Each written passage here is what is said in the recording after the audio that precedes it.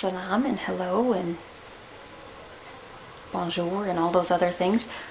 I was asked about why I converted, and I'm sure that a lot of my old high school pals who have searched me and found me on Facebook were like, what?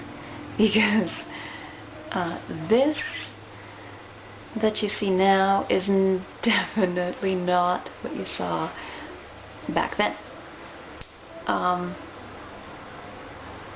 And even it's not just the covering, it's the whole that I have faith, because I was a very outspoken atheist back in the day. I'm so old now. I can't believe how old I'm getting. So I guess, how did I come to this? Let's see. It would be in high school, and I had my boyfriend at the time, who was really great for me, wasn't he? Anyways, it wasn't the best relationship. He was kind of a donkey. But it is what it is. Anyways, then I got pregnant and dropped out, and I gave my baby up for adoption and blamed God for how horrible my life was. So I turned my back on him,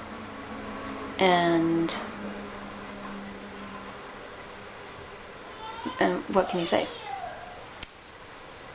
So then I healed a little bit, I guess, in myself, and left numbnuts, and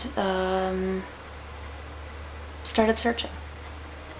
So I went back to I was raised as a, kind of a joke to say I was raised as a Lutheran. I was baptized as a Lutheran, and I went I remember watching Laura Ingalls Wilder, Little House, and you know, always excited because they went to church, and I wanted to go to church, and I asked my mom once why we don't go to church, and she said, oh, I'm sorry, Mom, she said, because we're Lutheran, we only go to church for weddings and funerals. I know that that's a lie, but I believed her, and looking back on it now, it was really kind of funny. But anyways, that's what we went to church for, weddings and funerals. That was it. So I found a Lutheran church, and I went to it, and it was okay, and got the Bible and read into it, and I didn't feel it. I didn't feel what I saw these people around me feeling, and so I looked elsewhere. I went into all the isms, okay? I went into Taoism, I went to Buddhism, I went to Judaism, I searched everything, I thought, everything. I searched all kinds of faiths in all corners of the world that I could find, and nothing hit home for me. And so I gave up, and I was like, okay, that's it. If these things aren't right, and I can't find anything that is right, then that's it.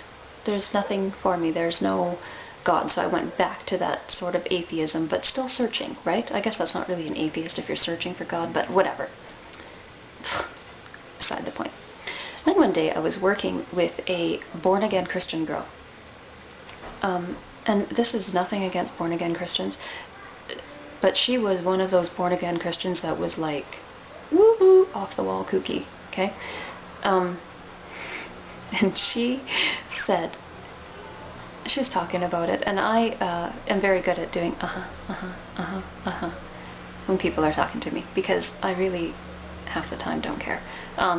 Anyways, she was talking to me, and then she said, when I make love to my husband, I'm making love to Jesus Christ. And I was like, what? I'll let you all digest that for a little bit, because it took me a moment, and I was like, you are off your rocker. You gotta be kidding me. How psycho are you? You're nuts. And then I went on to say how, because I had somehow formulated in my mind, probably back when I was 10, 11-ish, that I could not believe that Jesus was the Son of God. He's God. Why does he need a son? He's God. Is he going to die that he needs a son? And Jesus is walking around on earth and eating and pooping, and that's very ungodly to me. So I had that kind of basis in my mind, I guess, to begin with, and so I had said this to her, and she didn't like that, and so we kind of had a spat, nothing like fist fight, just back and forth, right, with my somewhat atheist views against her very strong born-again Christian views. And then along came my boss, who happened to be Muslim, and split us up. But then he took me aside and he said, "You have some interesting ideas. I'm going to bring you some literature." So the next day he came back, and I don't know if he went to the mosque or whatever, but he brought some pamphlets about Islam, and I gobbled them up. I could not read them fast enough. And then he brought me back a Quran. And I read it. I didn't read the whole Quran. I read the very first, it's called the opening, Surat al-Fatiha, which is very similar to some of the things, I guess, in Christianity, right? But when you are faced with the truth, it is absolutely undeniable. And that was undeniable to me. I knew. It is literally, 6 or 7 verses? Doesn't even take up a quarter of a page. And I knew that I had found the religion that I've been searching for. And then I was scared poopless, because even back then, this was, oh gosh, this was almost 13 years ago. Even back then, Islam was pretty much synonymous with terrorism. And I thought, how can I know that this is the right faith for me when, you're hearing about suicide bombers and hijackers and yada yada yada, right? But the more I studied and the more I read into it, and I certainly didn't just take the information from my boss. I have a brain. I use my brain, and I studied. The truth is the truth, no matter how many ways you try and turn it and spin it and wrap it. It is what it is, and I knew that that's what I needed to do.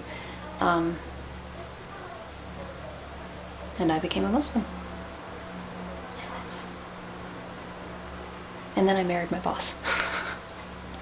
But yeah, that's my story.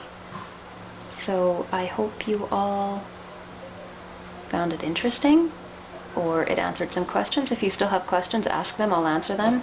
And all you haters out there, if you're going to ask me rude, disgusting, horrible questions, or say horrible, disgusting comments, they'll be deleted, okay? Because this is my story, and I'm not going to have you go all nasty on my stuff. If you don't like it, don't watch it. Bye-bye.